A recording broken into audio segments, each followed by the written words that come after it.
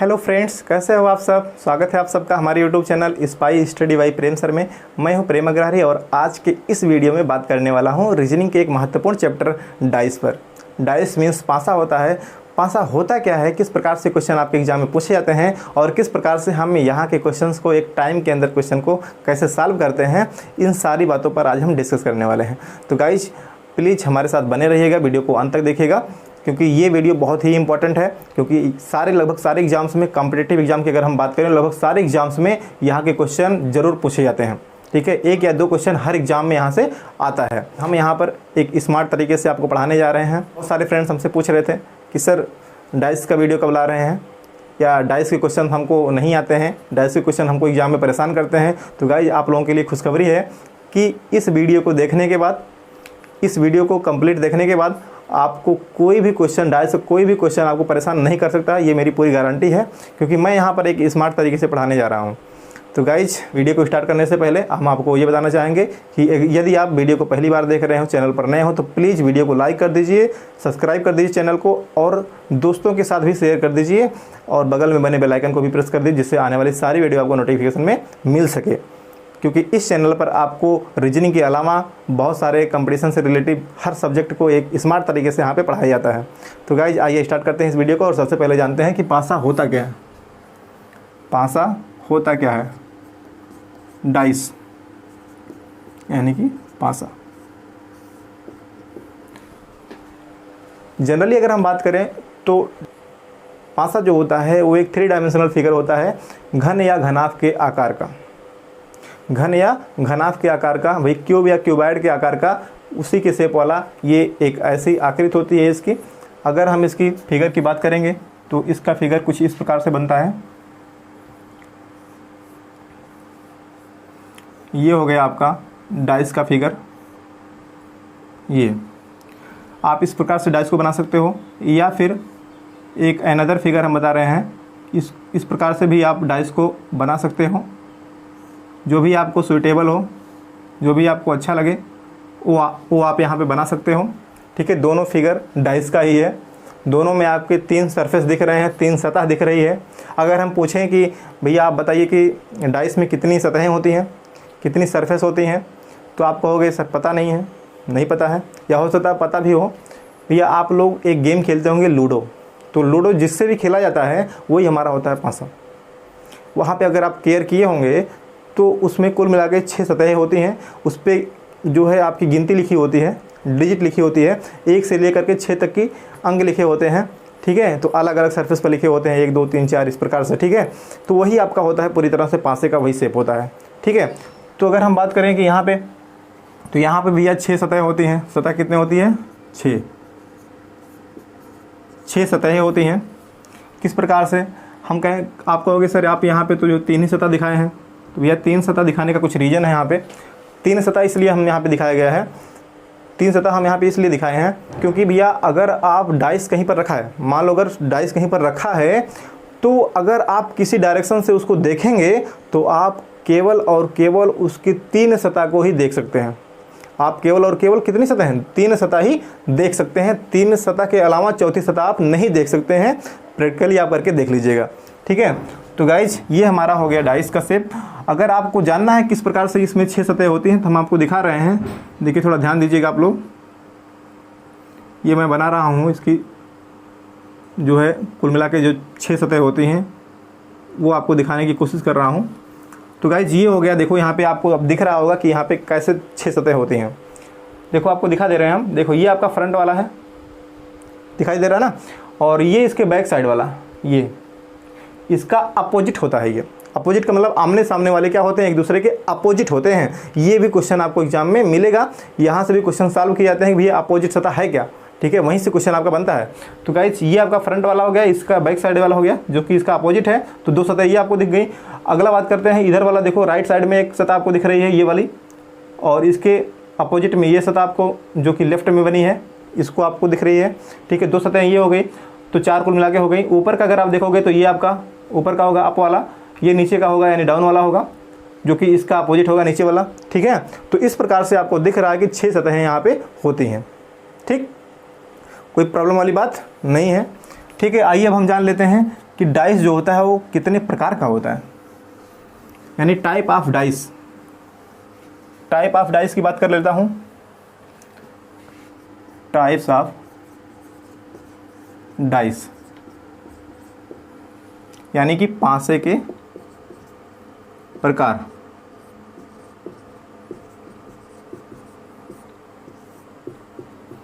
तो पासा जो होता है आपका दो प्रकार का होता है। पासा आपका दो प्रकार का होता है। फर्स्ट होता है आपका स्टैंडर्ड डाइस, जिसको हम हिंदी में कह सकते हैं मानक पासा। कौन सा पासा भैया? मानक पासा। ठीक। सेकंड आपका होता है non standard dice. Non standard dice या फिर इसी को कहते हैं सिंपल डाइस। सिंपल डाइस, जिसको हम कह सकते हैं कि साधारण पासा। साधारण पासा। क्लियर है? ये दो प्रकार के आपके पासे होते हैं। ठीक है, पूरी कहानी आपके चैप्टर में इन्हीं दोनों की है, पूरा रोल इन्हीं का अदा किया जाता है यहाँ पे। ठीक है, तो आइए बात कर लेते हैं सबसे पहले कि मानक पासा होता क्या है। ये दोनों को अलग अलग से हम डिफाइन करेंगे, अलग अलग से आपको पहचानना बताएंगे, किस प्रकार से आप पहचानोगे कौन सा पासा आपका मानक पासा है और कौन सा पासा आपका साधारण पासा है। ठीक है, तो आइए सबसे पहले हम बात कर लेते हैं मानक पासे की, यानी कि स्टैंडर्ड डाइस। स्टैंडर्ड डाइस, मानक पासा।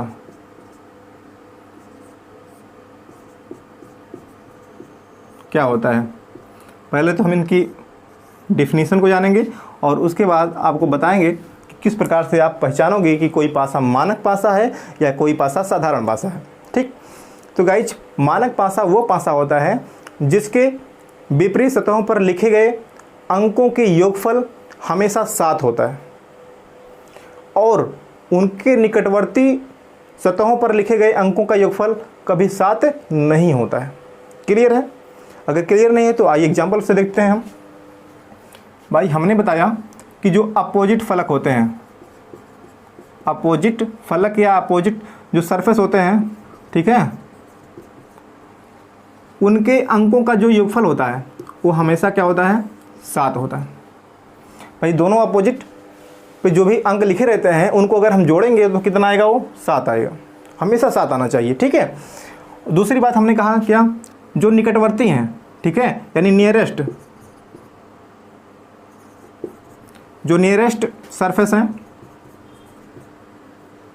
नियरेस्ट सरफेस हैं, उन पर लिखे गए अंकों का योगफल कभी 7 नहीं होता है। 7 कभी भी नहीं होता है उनका। ठीक है, आइए हम बात कर लेते हैं कैसे। देखिए, ये मैं एक पासा बना रहा हूँ, ये मैं एक पासा बना दे रहा हूँ आपको, आपके सामने, और ये देखिए यहाँ बना देता हूँ। ये देखिए, ये हमारा एक पासा बन गया। ठीक, अब मैंने यहाँ पे एक अंकों को दिखा दिया, यहाँ 2 हो गया, यहाँ पे 6 हो गया और यहाँ पर जो है 3 हो गया। क्लियर है? बात समझ में आ रही होगी इतना कि यहाँ पे मैंने अंकों को दिखा दिया। अब मैं देख लेता हूँ क्या इनके निकटवर्ती किन्हीं दो को देखना है आपको। निकटवर्ती किन्हीं 2 सतहों के अंकों का योगफल क्या 7 हो रहा है या नहीं हो रहा है। सबसे पहले हम यही चेक करेंगे। तो देखो भैया, 3 और 2 कितना होता है भैया? 5 होता है। 6 और 3 कितना होता है भैया? 9 होता है। 6 और 2 कितना होता है? 8 होता है। यानी कि अगर हम 2 + 3 करेंगे तो हमारा 5 दिख रहा है, या फिर हम 6 + 3 करेंगे तो हमारे पास 9 हो जा रहा है, या फिर हम 6 + 2 करेंगे तो हमारे पास 8 हो जा रहा है। यानी किसी भी केस में हम देख रहे हैं कि यहाँ पर 7 नहीं हो रहा है। इस प्रकार से अभी तक तो मानक का ये जो है प्रॉपर्टी सही है। ठीक है, अब जो है हमने क्या बताया कि यहाँ पर जो इसके अपोजिट फलक पर लिखे गए अंक होंगे उनको आपस में, उन दोनों को आपस में अगर जोड़ोगे तो उसका योगफल कितना होना चाहिए? 7 होना चाहिए। तो गाइज हम यहाँ पे अपोजिट तो देख नहीं सकते हैं, तो इसको हम आप चेक कर सकते हैं कि ये आपका अगर 7 नहीं होता है तो वो पासा आपका क्या होता है? स्टैंडर्ड डाइस होता है। क्लियर है? तो हम इस पासे को कह सकते हैं कि ये पासा हमारा क्या हो गया? मानक पासा। क्लियर है? देखिए मानक पासे में एक और बात होती है कि मानक पासे में हम किसी भी डिजिट का अपोजिट आसानी से बता सकते हैं। ठीक है, जैसे अगर हम यहाँ से पूछें कि भैया बताइए कि 2 का अपोजिट क्या होगा, भाई 2 को अगर हम यहाँ पे देखोगे अगर 2 को, तो 2 कहाँ है, ऊपर वाले सरफेस पर है, ऊपर वाले सतह पर है ना, तो इसका मतलब उसका जो अपोजिट होगा वो नीचे वाला होगा। तो नीचे वाले पे कितना लिखा जाएगा ये मैं पूछ रहा हूँ आपसे कि 2 का अपोजिट होगा क्या। ठीक है, तो गाइज 2 का अपोजिट अगर हम ध्यान देंगे तो यहाँ देखिए 2 का जो अपोजिट होता है वो आपका, अगर डाई आपका मानक पासा है, अगर आपका पासा क्या है, मानक पासा है, तो 2 का जो अपोजिट होना चाहिए वो कितना होगा, 5 होगा। क्योंकि भाई हमने डिफिनीशन में बताया कि हमेशा अपोजिट सतहों पर लिखे गए अंकों का योगफल हमेशा 7 होना चाहिए, यानी दोनों जो अपोजिट होंगे उनका जो लिखा गया, उन पर लिखा गया जो अंक होगा वो हमेशा 7 के बराबर होगा। ठीक है, इस प्रकार से हम 2 में कितना जोड़ेंगे, 7 हो जाएगा, तो हम कहेंगे सर 5 होंगे, 5 जोड़ेंगे तब होगा। ठीक है, तो इस प्रकार से जो आपका 2 का अपोजिट होगा वो कौन सा होगा, 5 होगा। या अगर 5 का अपोजिट पूछा जाएगा तो कितना होगा सर, 2 हो जाएगा। क्लियर है, देखिए चाहे 2 का अपोजिट पूछे 5 या 5 का अपोजिट पूछे तो भी आपका 2 होगा। ठीक है, इस प्रकार से जो है आपका ये हम यहाँ पे क्लियर कर पाते हैं कि किसी भी यहाँ पे अंक का अपोजिट क्या होगा, ये यहाँ पे क्लियर होता है, कंफर्म होता है। ठीक है, तो गाइज अब हम जान लेते हैं कि यहाँ पे अगर 6 का पूछा जाए कि भैया मानक पासे में, ये मानक पासा है तो यहाँ पे 6 का अपोजिट क्या होगा, तो आपको 6 में कितना जोड़ दे कि 7 हो जाए, तो वही आपका इसका अपोजिट हो जाएगा। ठीक है, तो आपका जो हो जाएगा 6 का अपोजिट हो जाएगा 1, या 1 का अपोजिट क्या हो जाएगा 6। एक दूसरे के अपोजिट होते हैं, ध्यान रखना हमेशा कि ये एक दूसरे के अपोजिट होते हैं हमेशा। ठीक है, अगर 3 की बात करें, 3 का अपोजिट क्या होगा, तो आपको होगा सर 3 का अपोजिट 4 होगा, या 4 का अपोजिट 3 होगा। क्लियर है, बात समझ में आ रही है। तो इस प्रकार से हम पहचानेंगे कि कोई पासा हमारा जो है वो मानक पासा है कि आपका साधारण पासा है। कैसे चेक करना है भाई, हम ऐसे चेक करेंगे कि इनके निकटवर्ती सतहों का योगफल, किन्हीं 2 निकटवर्ती सतहों के अंकों का योगफल कभी 7 नहीं होना चाहिए। ठीक है, जो कि यहाँ पर नहीं है, इसलिए ये पासा कैसा है, मानक पासा है। और इसको हम खुद जान लेंगे, और इस बात को हम खुद जान लेंगे कि यहाँ पर अगर ये मानक पासा हो गया तो ये समझ जाएंगे कि इनका जो विपरीत होगा, इनके विपरीत जो अंकों के योगफल होंगे दोनों के आपस में, वो कितने होंगे, वो 7 होंगे। ठीक है, इस प्रकार से हम यहाँ पे चेक कर पाते हैं कि कोई पासा जो हमारा होता है, वो पासा जो हमारा होता है वो सामान्य पासा है या साधारण पासा है या फिर मानक पासा है। क्लियर है, बात समझ में आ रही होगी। चलिए अब हम बात कर लेते हैं सेकंड वाला आपका जो है, यानी कि नॉन स्टैंडर्डाइज, नॉन स्टैंडर्डाइज, या फिर कह सकते हैं हम इसको सिंपल डाइस, सिंपल डाइस। ठीक, यानी कि साधारण पासा। बात समझ में आ रही है। तो आइए जानते हैं किस प्रकार से आप पहचानोगे कि कोई पासा जो होता है हमारा वो नॉन स्टैंडर्ड होता है या साधारण पासा होता है।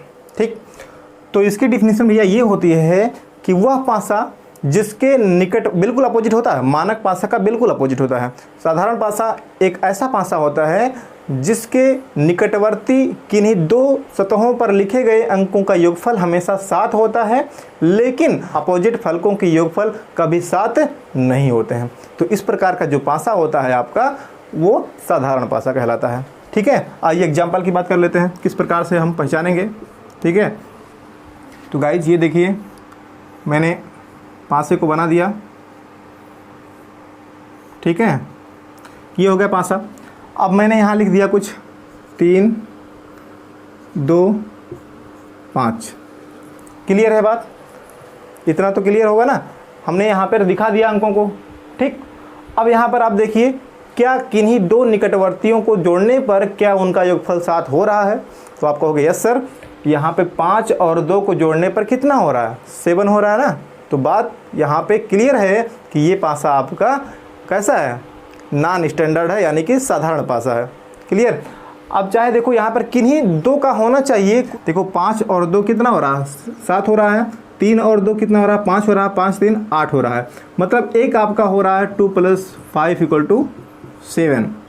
ठीक है, तो हम इसी से कह सकते हैं कि हमारा ये जो पासा है वो कैसा है भैया, साधारण पासा।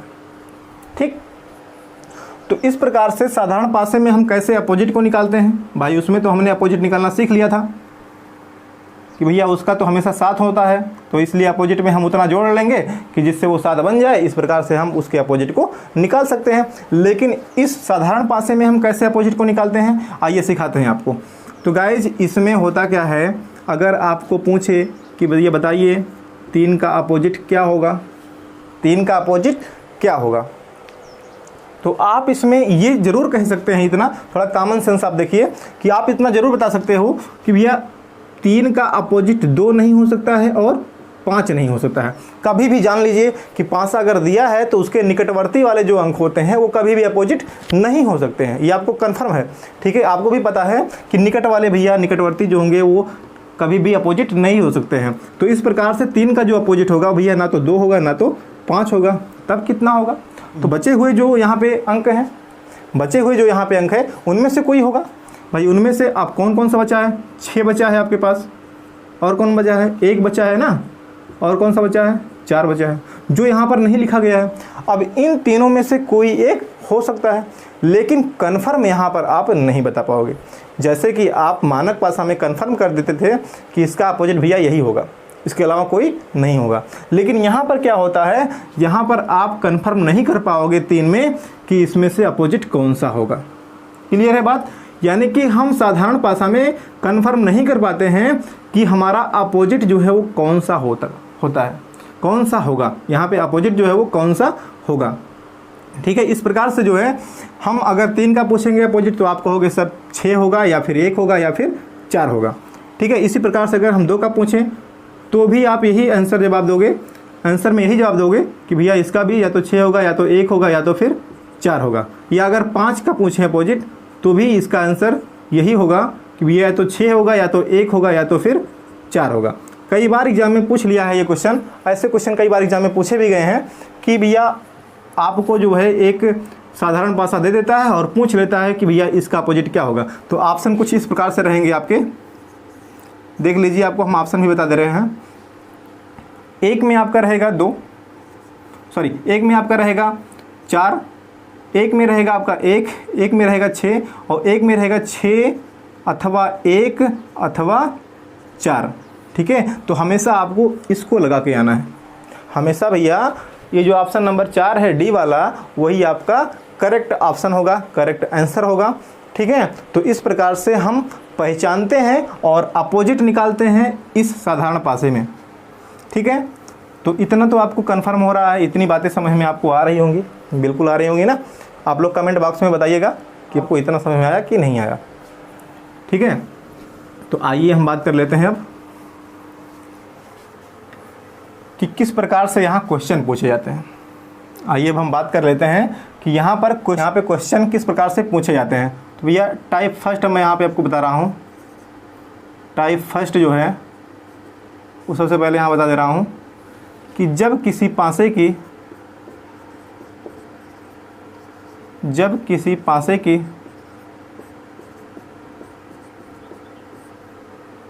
केवल एक स्थिति दी गई हो, एक स्थिति दी गई हो,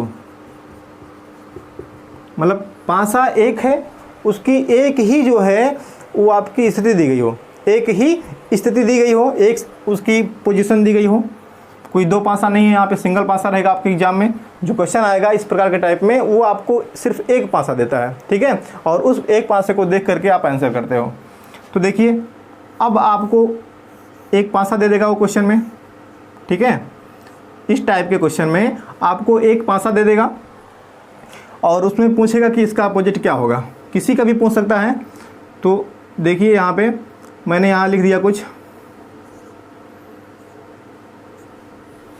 ठीक है, मैंने यहाँ कुछ लिख दिया है, यहाँ पे कुछ अंकों को लिख दिया है इनमें। तो अगर यहाँ पूछ लिया कि बताइए इसमें 2 के, ऐसे पूछेगा कि भैया आप बताइए इस पासे के निचली सतह पर कौन सा अंक होगा, निचली सतह पर, ऐसे भी पूछ सकता है, निचली सतह पर कौन सा अंक होगा। ठीक है, अब बताओ निचली सतह का मतलब आपको सबसे पहले ऊपर वाले को देखना है। क्या ऊपर वाला आपको दिख रहा है? तो आप कहोगे यस सर। कितना है सर? 5 है। भाई इस 5 का अपोजिट पूछना चाह रहा है, ठीक है। लिखा क्या है भैया? 5 का नहीं पूछा है, क्वेश्चन में आपको दिया है निचली सतह पर। अब आपको ये समझना है, अपना कॉमन सेंस लगा के समझना है भाई निचली सतह कौन होगा। तो आपको समझ में आएगा ये 5 जो है ऊपर लिखा गया, इसका मतलब 5 का ही अपोजिट होगा निचली सतह। तो आपको 5 का विपरीत बताना है।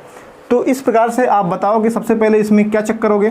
जब आपके किसी पासे की केवल एक स्थिति दी गई हो तो उस केस में आप सिर्फ और सिर्फ ये चेक करेंगे कि पासा हमारा मानक है कि पासा हमारा सामान्य पासा है, या साधारण पासा है या मानक पासा। सबसे पहले इसकी चेक करेंगे और आंसर हम यहाँ पे बता पाएंगे।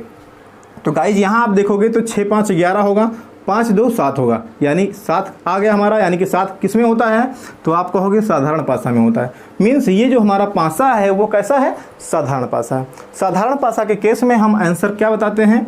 5 का अपोजिट पूछा है तो हम कहेंगे सर 2 और 6 नहीं होंगे, तो बचे कौन कौन से? 1 हो सकता है, 3 हो सकता है और 4 हो सकता है। यानी 5 का जो आंसर होगा वो इन तीनों में से कोई भी हो सकते हैं। इसलिए आपका जो आंसर होगा आपके ऑप्शन में ये जो रहेगा वो आप इसको टिक कर लेंगे, ठीक है। आप इसको टिक कर लेंगे जिसमें 3 ऑप्शन रहेगा, ठीक है। अगर ये पासा आपका सामान्य है या साधारण पासा है तो। बात समझ में आ रही है? ठीक है। आइए अब हम बात कर लेते हैं कि इसमें आपका 2 तरीके से दे सकता भाई, या तो आपका पासा जो है वो सामान्य होगा या तो ऐसे देगा कि पासा आपका मानक हो।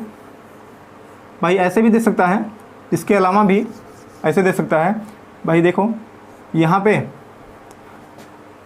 पे आप लिख सकता है कि 1 होगा, यहाँ 3 होगा और यहाँ 5 होगा। और अब पूछेगा बताइए 3 का अपोजिट क्या होगा? 3 का अपोजिट क्या होगा? इस केस में आप चेक करोगे भैया पासा हमारा कैसा है, सामान्य है कि मानक है। तो आप देखोगे 3 1 4 हो रहा, 5 3 8 हो रहा, 5 1 6 हो रहा, यानी कभी भी 7 नहीं हो रहा है। इसका मतलब पासा हमारा मानक है। और मानक के केस में हम ये बता लेते हैं कि इसका अपोजिट क्या होता है, ठीक है। तो इस प्रकार से 3 का अपोजिट कितना हो जाएगा भैया? 4, जो कि आपका आंसर हो जाएगा। बात समझ में आ रही है? भाई बहुत स्मार्ट तरीके से हम पढ़ रहे हैं, एक आसान तरीके से आपको बता रहे हैं, पूरी एक तोड़ के आपको बता रहे हैं, चीज़ें तोड़ के आपको बताई जा रही हैं, आपको समझ में आएंगी। आइए अब सेकंड की बात कर लेते हैं। सेकंड टाइप क्या होता है? टाइप सेकंड, जब एक पासे की 2 स्थितियां दी गई हों, 2 स्थितियां दी गई हों, मतलब पासा आपका एक ही रहेगा लेकिन उसको अलग अलग तरीके से घुमा करके उसको 2 तरीके से रखा गया होगा, ठीक है। जैसे कुछ इस प्रकार से देख लीजिए आप लोग, ये इसका एक फिगर हो गया, एक पासे का एक फिगर हो गया, ये उसी पासे का ये सेकंड फिगर है, ठीक। अब यहां मैंने लिख दिया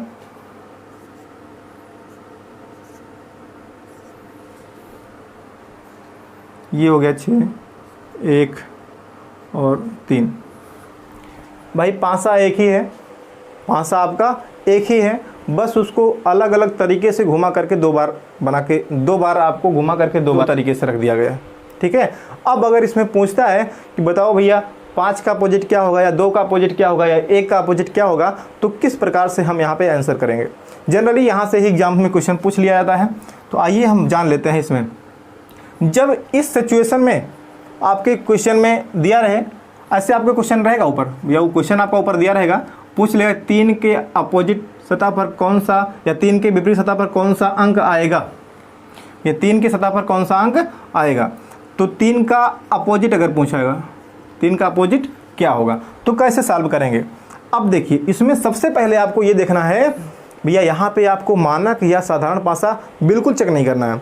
जब 2 स्थितियाँ दी गई हों तो सबसे पहले उसमें ये देखना है कि क्या पासे में कोई अंक कॉमन दिख रहा है आपको। सबसे पहले आपको ये देखना है क्या दोनों पासे में कोई अंक कॉमन तो नहीं दिख रहा है। तो आप चेक करोगे, कहोगे सर कॉमन तो बिल्कुल दिख रहा है, यहाँ 6 है और यहाँ पर भी 6 है, बाकी 2 क्या हैं, डिफरेंट हैं। भाई दोनों क्या हैं, अलग हैं। तो इस केस में हम क्वेश्चन को कैसे सॉल्व करते हैं? भाई एक अंक कॉमन अगर मिल गया आपको तो जान लीजिए आपका क्वेश्चन बहुत आसान हो गया। और क्या करते हैं इसमें अब, तो इसमें अब अपोजिट निकालने का तरीका बहुत आसान है। जहाँ पर भी आपको अपोजिट अंक मिलते हैं, देखो ये जो है आपका इस सतह पर है और ये 6 जो है इस सतह पर है, वहीं से हम क्या करेंगे, इस पासे को जो है इस तरीके से यानी क्लॉकवाइज में घुमाएंगे और घुमाते हुए उनको उसी क्रम में लिख देंगे। जैसे यहाँ पर हम लिखेंगे, देखो 6 किस प्रकार से लिखना, ध्यान से देखिए, 6 और फिर क्या आएगा, इधर से घूम रहे हैं, 6 के बाद क्या आएगा भैया 5 आएगा, एक लाइन में लिखेंगे ऐसे 6 5 और इधर क्या है 2 है। क्लियर है बात? इतना हम ऐसे लिखेंगे और ठीक इसी के नीचे हम लिखेंगे ये वाला, 6 के नीचे लिखेंगे 6 और फिर 3 जो है यहाँ आ जाएगा और 1 जो है यहाँ आएगा। अब हम समझ जाएंगे कि 3 का अपोजिट जिसके ऊपर या जिसके नीचे जो भी आएगा वही उसका अपोजिट होता है। अब देखो यहाँ कन्फर्म बात है कि 3 का अपोजिट क्या होगा सर, 3 का अपोजिट क्या होगा सर, कहेंगे 5 होगा। आपका जो आंसर आ गया वो कितना आ गया सर, 5 आ गया। 3 का अपोजिट क्या होगा, 5 होगा। अब अगर हम बात करें यहाँ से, देखो सारे अपोजिट यहाँ पर मिल जाएंगे आपको, चाहे 1 का पूछे तो 1 का अपोजिट क्या होगा 2, या 2 का अपोजिट क्या होगा 1 होगा, या 5 का अपोजिट क्या होगा 3 होगा। अब बताओ 6 का अपोजिट क्या होगा, तो भैया 6 के नीचे तो 6 है, इसका मतलब भाई इसका मतलब यहाँ पे आपको मिटाना है इसको और इसको लिखना क्या है। अब बोलो 5 अगर आपको पता हो गया तो 6वां तो ऑटोमेटिक आपको पता हो जाएगा, है कि नहीं भैया? तो गाइज यहाँ पर बोलो कौन सा यहाँ पर डिजिट नहीं है, तो आप कहोगे सर 4 नहीं है। क्लियर है? बातें समझना है, बातें आपको समझ में आनी चाहिए। 6 का अपोजिट क्या हो जाएगा सर, 4 हो जाएगा, या 4 का अपोजिट 6। ठीक है? तो गाइज इस प्रकार से हम यहाँ पे क्वेश्चन को सॉल्व करते हैं जब किसी एक पासे की दो स्थितियाँ दी गई हों। ठीक, आइए अभी इस टाइप के क्वेश्चन में और भी हैं, इस टाइप में अभी और भी क्वेश्चन पूछ लिया जाता है। ये तो आपको पहला हमने बताया। अभी एक ही पासे को बना रहे हैं हम, फिर से एक पासे की 2 स्थितियाँ को बना रहे हैं। पासा एक ही है, इसके 2 अलग अलग पोजीशन है इनका। ये देखो मैंने दोनों पासे को बना लिया। अब मैं दिखा दे रहा हूँ 1 2 3 4 5 6। अब देखिए यहाँ पे क्या दोनों में कोई अंक कॉमन दिख रहा है, तो आप कहोगे नहीं सर दोनों तो अलग अलग है। भाई दोनों क्या है यहाँ पे, अलग अलग है, इसमें कोई भी कॉमन आपको नहीं दिख रहा है। तो इस केस में कैसे आप अपोजिट निकालेंगे, इस केस में अपोजिट आप कैसे निकालेंगे? तो गाइज देखिए, जब इस प्रकार का पासा हो आपके पास, तो जिसमें कोई भी अंक कॉमन ना दिखे, बिल्कुल नहीं दिख रहा ना आपको, कोई भी अंक कॉमन नहीं दिख रहा, तो ऐसे में हम समझ जाएंगे कि ये हमारा पासा कुछ और नहीं, ये पासा हमारा मानक पासा है। मानक पासा है कि नहीं? अब देखो भाई यहाँ पर 3 और 2 कितना हो रहा है, 5 हो रहा है, 2 1 3 हो रहा है, 3 1 4 हो रहा है, मतलब 7 नहीं हो रहा है। 6 5 11 हो रहा है और 6 4 10 हो रहा है, 5 4 9 हो रहा है। किसी भी केस में यहाँ पर आपका जो इनका अपोजिट फलकों का योगफल है वो 7 नहीं हो रहा है। इस प्रकार से हम कह सकते हैं कि ये पासा हमारा कैसा होगा, ये पासे हमारे क्या हैं, मानक पासे हैं। और मानक पासे की स्थिति आप जानते हो अच्छे से कि भैया इनका जो होगा अपोजिट वो क्या होगा, उसमें ऐसा कुछ जोड़ लेंगे जैसे क्या 7 हो जाए, उसमें ऐसा कुछ जोड़ लेंगे जिससे कि 7 हो जाए, वही उसका क्या होगा, अपोजिट हो जाएगा। तो गाइज अगर यहाँ पे हम पूछें, अगर इसमें आपका क्वेश्चन पूछा गया है कि भैया 6 का अपोजिट बताओ क्या होगा, तो इस केस में आप बताओगे कि 6 का अपोजिट 1 होगा। ठीक है भाई, मानक है तो उसमें हम कुछ ऐसा जोड़ लेंगे जिससे योगफल 7 हो जाए। 5 का अपोजिट क्या होगा, 2 होगा। 4 का अपोजिट क्या होगा, 3 होगा। तो इस प्रकार से एक दूसरे के ये क्या हो जाएंगे, अपोजिट होते हैं। बात समझ में आ रही? ये भी एक पासे की 2 स्थितियों में ये भी टाइप आता है। ठीक, अब आइए बात कर लेते हैं इसमें और कौन सा टाइप आता है। भाई अभी इसमें और भी है, और क्या है सर, और सर इसमें ये है कि जब एक पासे की 2 स्थिति दी गई हो, भाई अगला वाला फिगर आपको बना के दिखा देते हैं। नहीं तो कहोगे सर एक ही फिगर बार बार बना रहे हैं, हमको 2 फिगर बनाना सिखाए हैं, है कि नहीं? तो गाइज देखो ये वाला भी बना के आपको दिखा रहे हैं ये। ठीक है, अब देखिए पासे आपके पास बन गए हैं। तो आइए अब देखते हैं कि इस 2 स्थितियों में और कौन कौन से टाइप आते हैं। तो देखिए भैया ये आपका आता है एक और टाइप इसमें कि जब किसी पासे की दो दो स्थितियाँ दी गई हों तो उसमें एक टाइप ये भी आता है कि यहाँ पर अगर 2 दिया है, यहाँ पे 2 दिया है, यहाँ 4 दिया है, यहाँ 5 दिया है, यहाँ 4 दिया है, यहाँ 3 दिया है, ठीक है।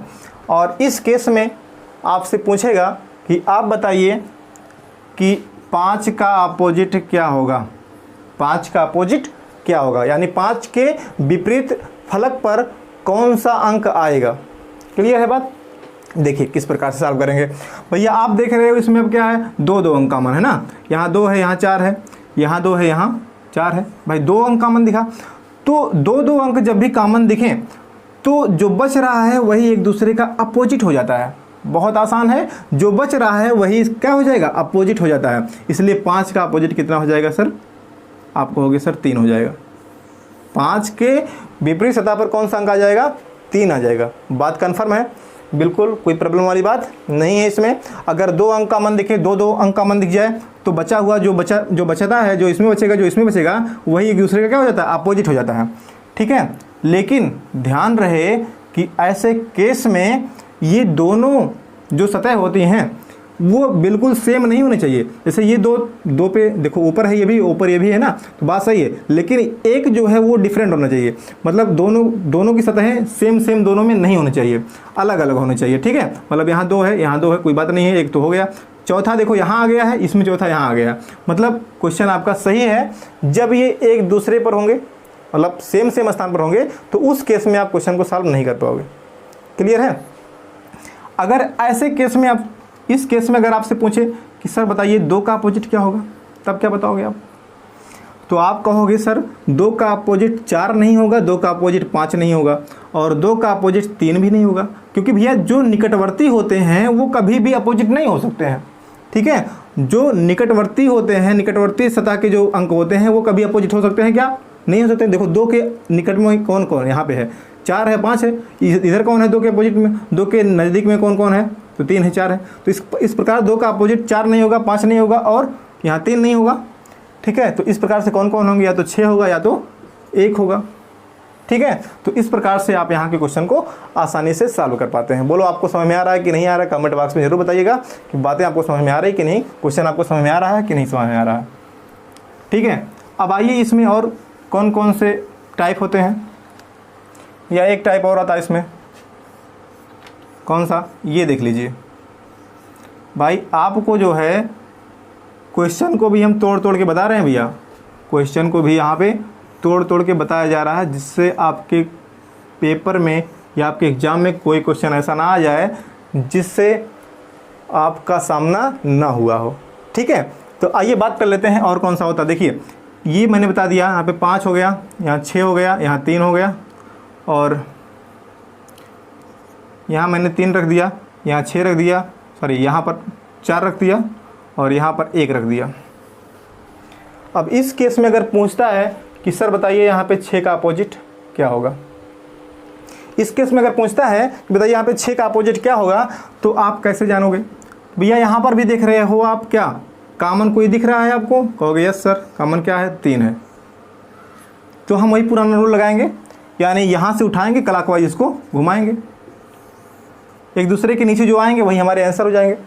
लेकिन अगर आपको सेम सतह पर सेम अंक दिखे, देखो सेम सतह है ना, इसी पर ये भी है, इसी पर ये भी है, सेम सतह पर सेम डिजिट अगर दिख जाए तो आपको ये घुमाने की भी आवश्यकता नहीं है, तो आपको ये घुमाने की भी आवश्यकता नहीं है, आपको ये घुमाने की भी आवश्यकता नहीं है। करना क्या है, तब जो बच रहे हैं वो एक दूसरे के अपोजिट हो जाएंगे, यानी इसके सतह पर इस वाला जो होगा वो अपोजिट होगा, इसका अपोजिट इसके समान वाले सतह पर जो होगा वो अपोजिट होगा, इसके समान वाले सतह पर जो होगा वही उसका अपोजिट, यानी 6 का अपोजिट क्या हो जाएगा, 1 होगा, और 5 का अपोजिट क्या हो जाएगा, 4 होगा।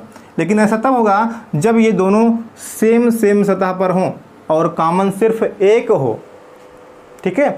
आप इसमें वो भी लगा सकते हो, घुमाने वाला भी लगा सकते हो, लेकिन मैंने ये बताया कि जो है आपको घुमाना भी नहीं है। अगर सेम सतह पर दिख गया तो सिर्फ आपको क्या करना है, जो सेम वाले होंगे वो सेम वाले बिल्कुल क्या हो जाएंगे, एक दूसरे के अपोजिट हो जाएंगे। बात समझ में आ रही है, ओके। तो चलिए आइए स्टार्ट करते हैं हम अगला वाला टाइप।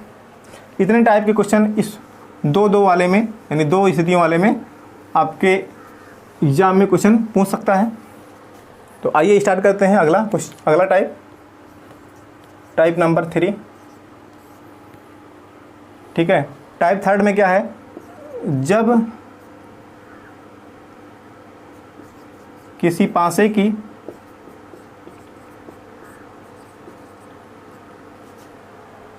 तीन स्थितियां दी गई हों, पासा एक ही है, उसको अलग अलग तरीके से रखा गया है 3 तरीके से। ठीक है, तो कैसे हम क्वेश्चन को यहाँ पे सॉल्व करते हैं। तो देखिए यहाँ पे 3 स्थितियाँ दी गई हैं। मैंने यहाँ पासे को बना रखा है।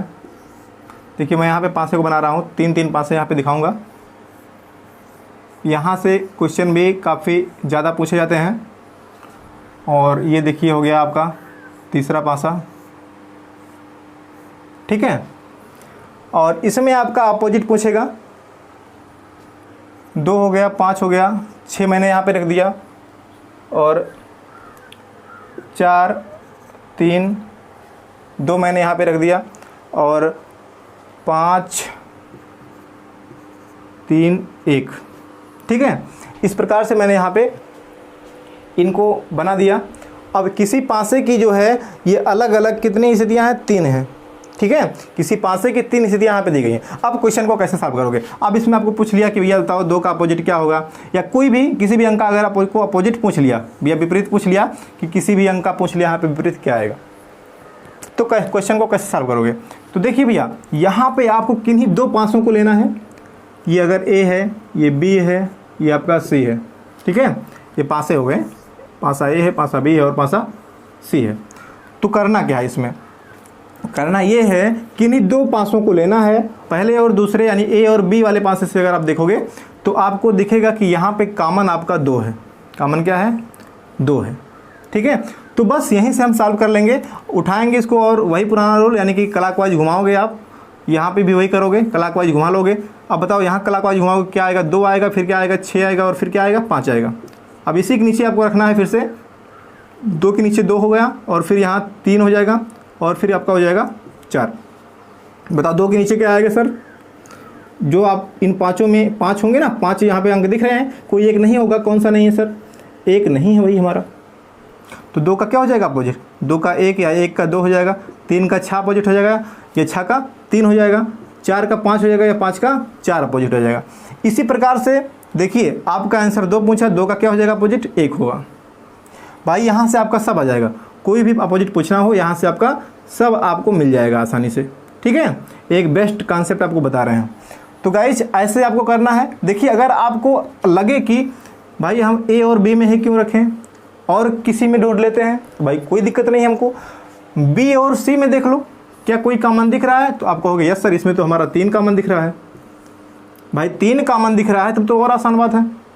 भाई 3 यहाँ पर सेम सतह पे भी दिख रहा है, बहुत अच्छी बात है, ये तो और अच्छी बात है। भाई हमने बताया कि अगर तीन जो है सेम सतह पर दिख जाते हैं तो सेम वाले उसके विपरीत हो जाते हैं। बोलो 2 का अपोजिट यहाँ से क्या आया, 1 आया कि नहीं आया।